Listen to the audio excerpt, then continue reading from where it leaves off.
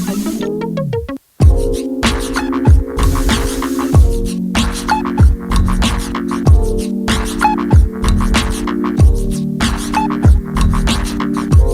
have Luke Wilson from Mighty Immersion. Luke is here to show Pebbles the Penguin. Hey Luke, how's it going? Hey, what's up? Thanks so much for having me. I hope everyone's healthy, your families keeping sane. Not sure how to follow up that video. I certainly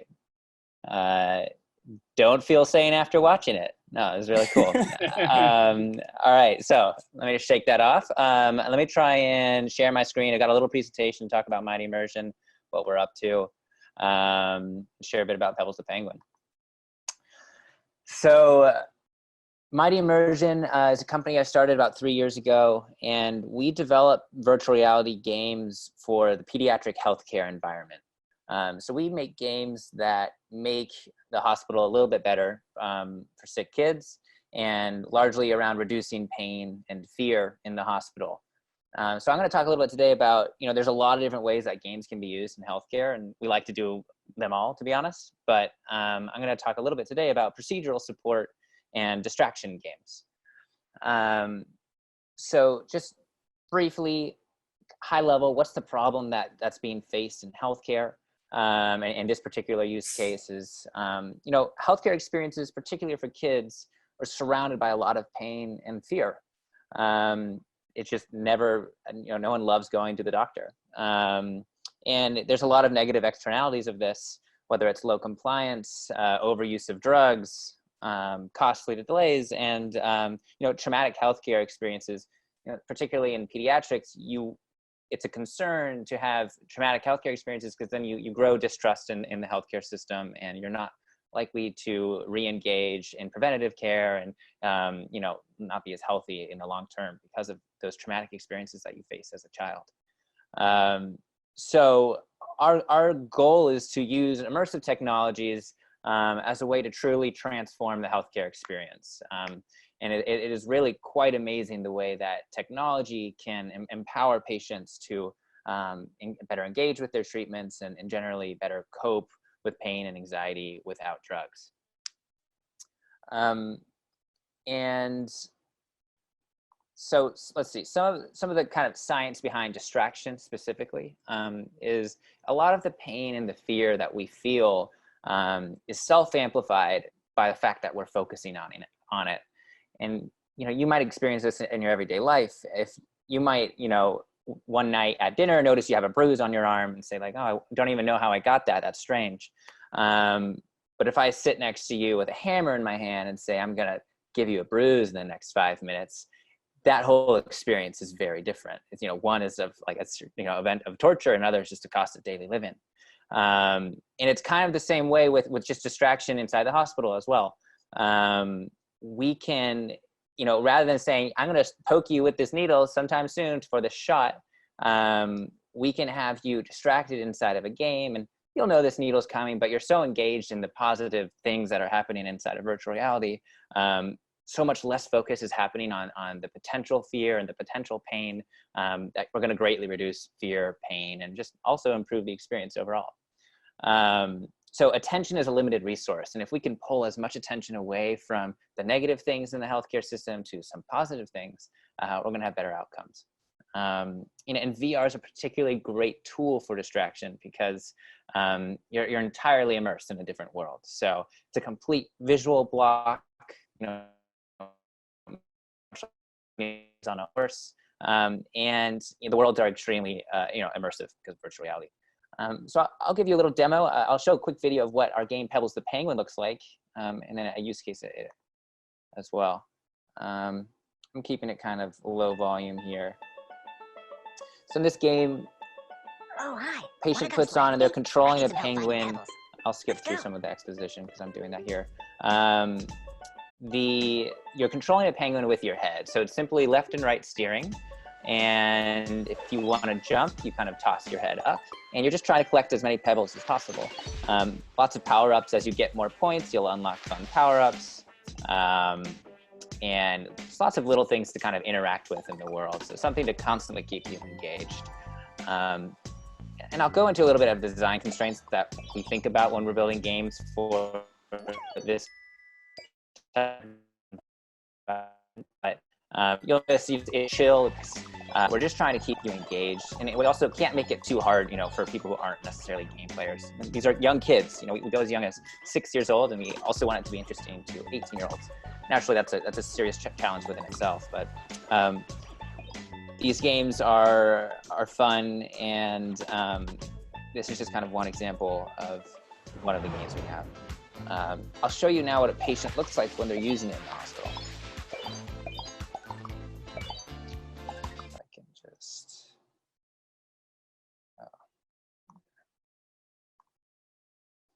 This is one of my favorite case studies that we had. And this is actually at a hospital in California, where we've actually transferred the protocol of a certain procedure called a propellant implant. So she's actually getting a full-on surgery right here.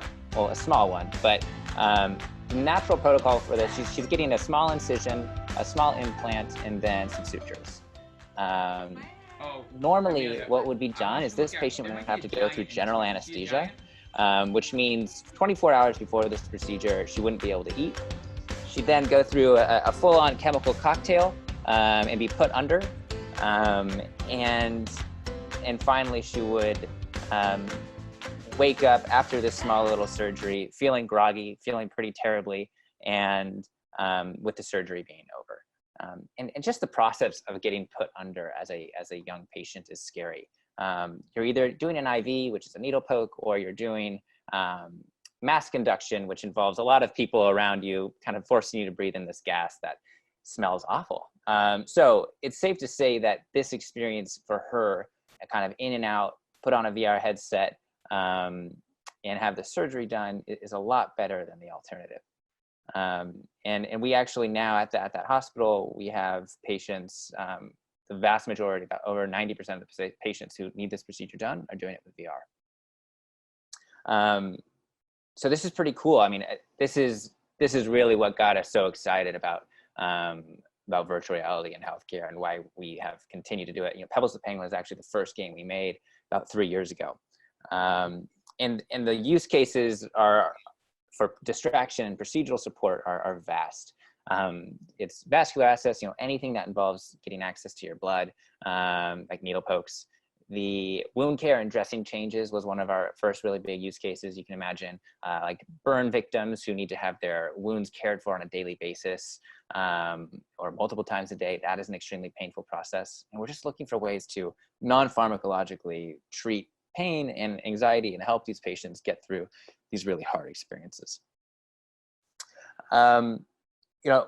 We do research on our work, and it has been shown to reduce pain and anxiety from the research standpoint point of view as well.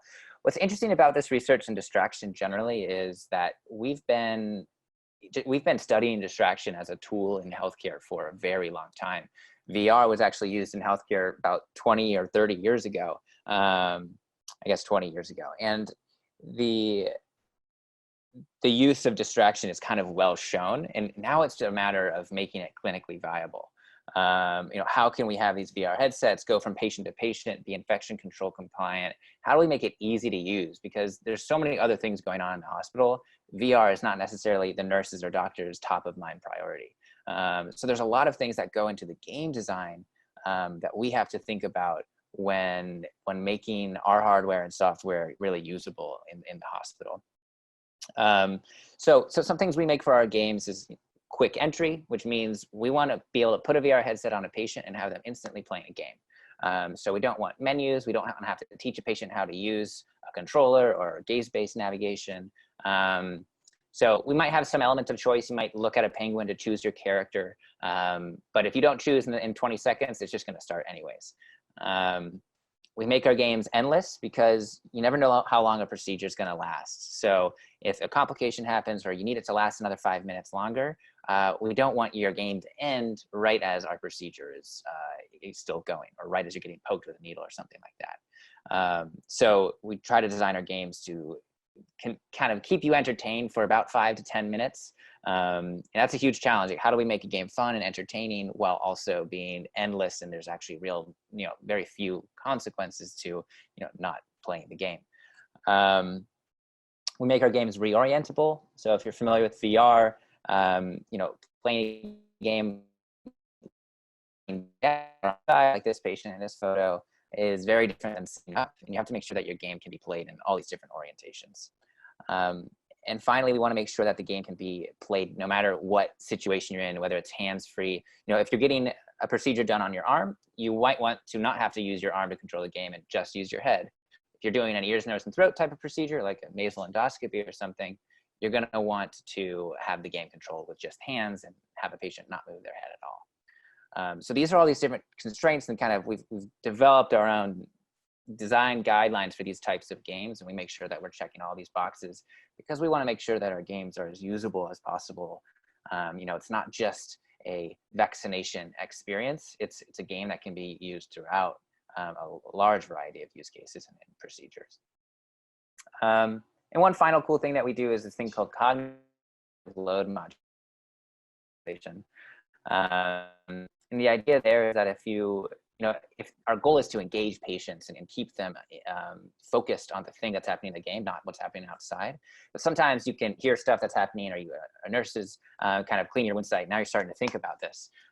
We'll do what's called mighty mode or cognitive load modulation. So we'll add an instantaneous change to the game. We'll make the music go crazy. We'll make pebbles happen all over the screen.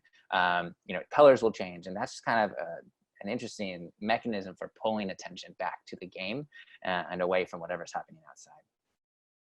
So a lot of little cool tips and tricks we've learned over the years of making these types of games.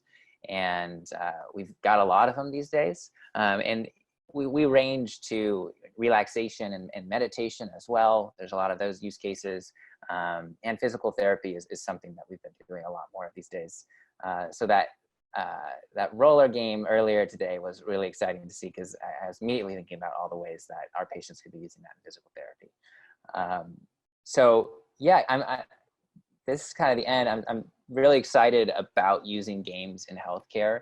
I think we're at the beginning of a very interesting time right now, where we're actually getting game technologists who have full-time jobs inside of children's hospitals. It's a small community that's actually started by Child's Play nonprofit, but they are funding these roles where gamers essentially are able to be full-time in a hospital, working with patients and using games in their healthcare, kind of throughout the spectrum of their healthcare experience. And people are really beginning to understand the power of games here, and it's an exciting time. So my name is Luke Wilson. Mighty Immersion is the name of our company. You can follow us on Twitter. I wanted to give a quick shout out to Chariot Kids as well. It's a nonprofit that we're helping we've worked with a number of anesthesiologists that work at Stanford Children's are starting it. And their whole goal around all of this is to distribute these headsets to children's hospitals around the country. We also work with Starlight Children's Foundation, a nonprofit that has about 1,500 plus VR headsets in children's hospitals right now, specifically for these types of purposes.